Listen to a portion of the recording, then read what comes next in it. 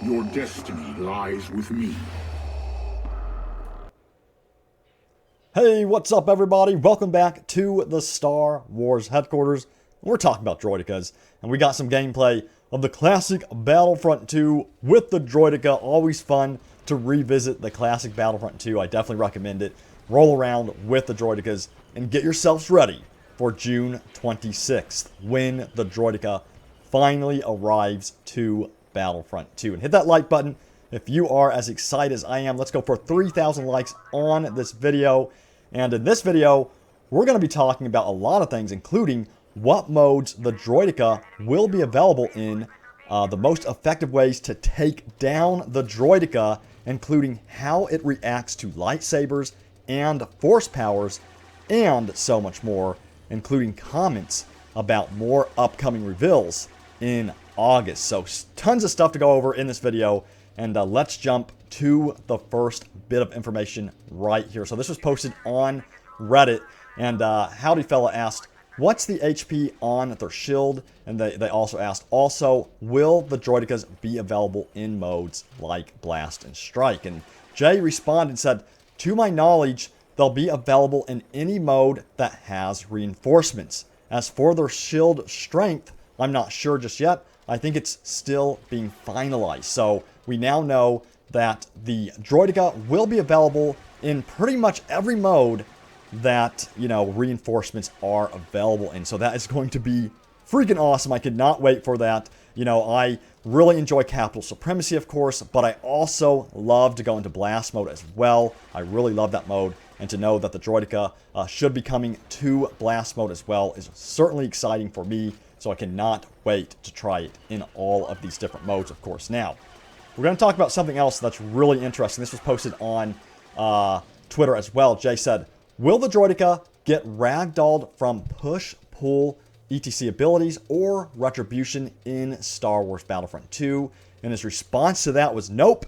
It's a very tanky unit, so it'll get staggered and damaged from abilities like that, but it'll be able to hold its ground. Think carefully before you face one down. So keep that in mind.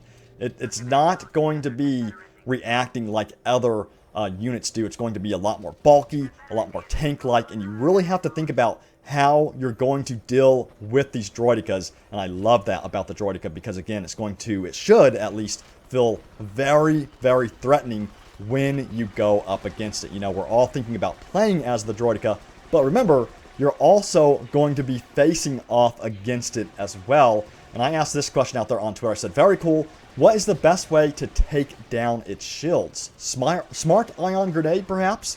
And Jay responded and said, ion weaponry / gear, hands down. So we now know, if a Droideka comes rolling around the corner and pops open its shield, the best way to deal with that shield is going to be ion weaponry. So, I don't know about you, but I am keeping my smart ion grenade equipped for sure.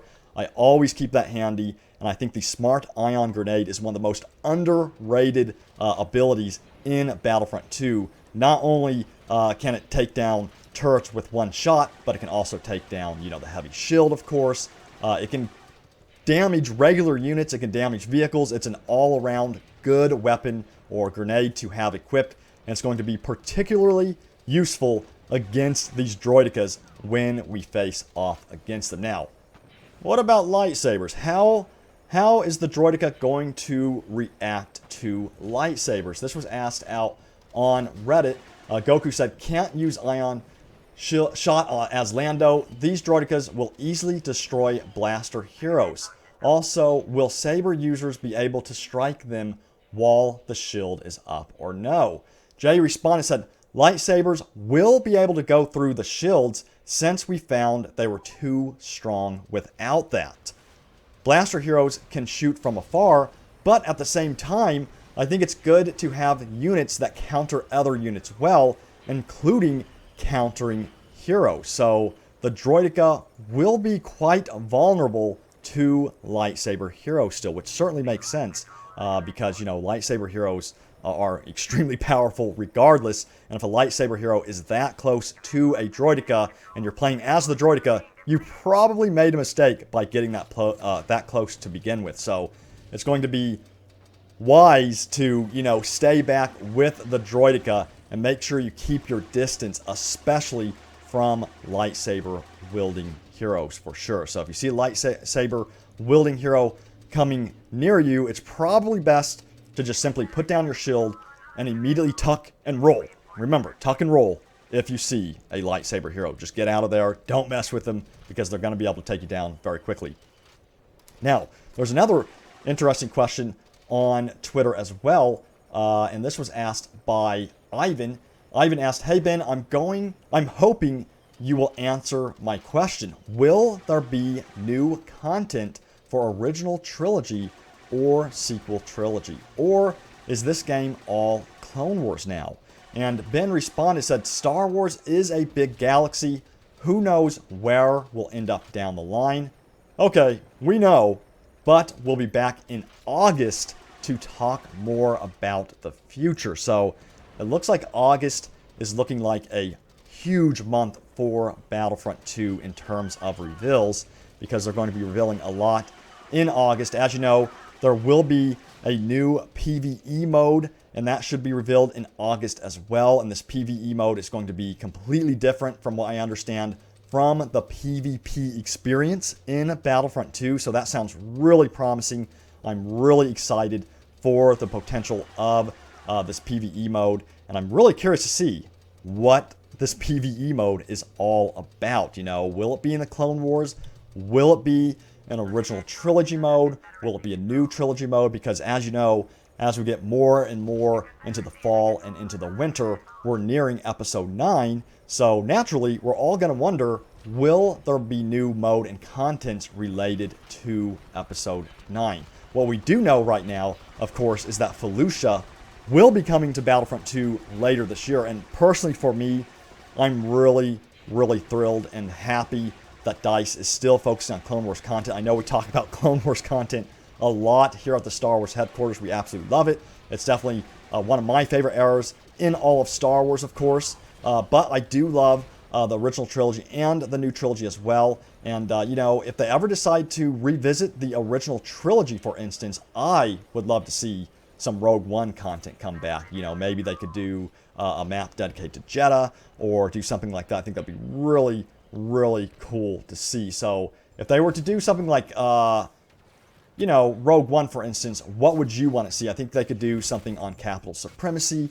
Maybe you'd be on Jeddah, or maybe you'd be on Scarif in Capital Supremacy, and instead of boarding, the ships we board currently, you'd board the Shield Gate, or maybe you'd board the Star Destroyer above Jeddah. There's all kinds of cool stuff they could still do with Rogue One content, and I get people in my streams mentioning it all the time to me. They're just like, when will we ever get any more Rogue One content for Battlefront 2? And they could go beyond just adding what we already know. They could add new Rogue One content, as I mentioned previously, like Jeddah, and new heroes like Chirrut, Baze, and so on. So there's so much stuff they could do. K2SO, anyone? I would love to see K2SO in Rogue One, who's definitely one of my favorite characters in the movie. But yeah, what would you want to see beyond the Clone Wars? I do still think there's plenty of opportunity for more Clone Wars content, like Coruscant, Mustafar, new heroes like, Ahsoka, Ventress, Rex, Cad Bane, you name it. There's still so much more that I want to see from the Clone Wars, of course, but it would be cool to see Rogue One content as well. So let me know what you think about this. Now, there was an interesting discussion about crouching heroes. It's something that I was actually thinking about during our live streams, how, currently right now, heroes really can't crouch, and it kind of feels weird that they can't, especially since you can crouch with other troopers. And Darth San the Wise posted this out, said, Jay says crouching heroes isn't off the table as far as he is aware. A surprise to be sure, but a welcome one. Jay responded to this, said, I talked with Guillaume, and Guillaume, of course, is the lead hero designer, and he said, I talked with Guillaume about this the other day. It's something we're looking at, but nothing to confirm at this time. So they are looking at the possibility of adding crouching to heroes, which I think would be great because, again, it would make it feel more, cohesive between the trooper experience and the hero experience. So when you switch from being a trooper to a hero, you know, you'd still have a cohesive experience there.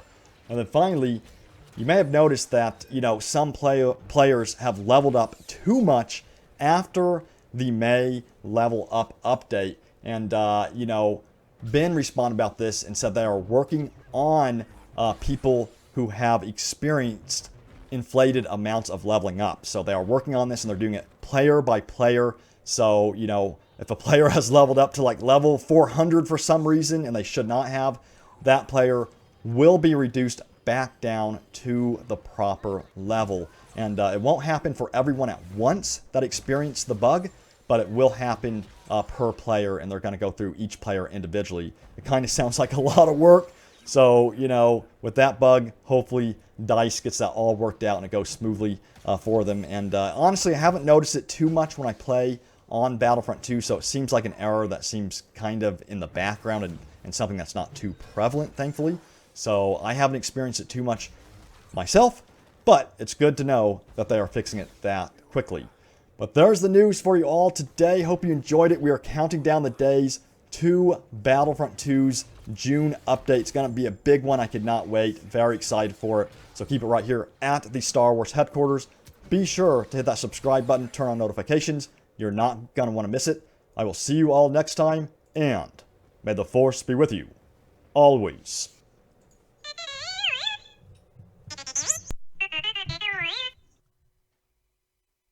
What?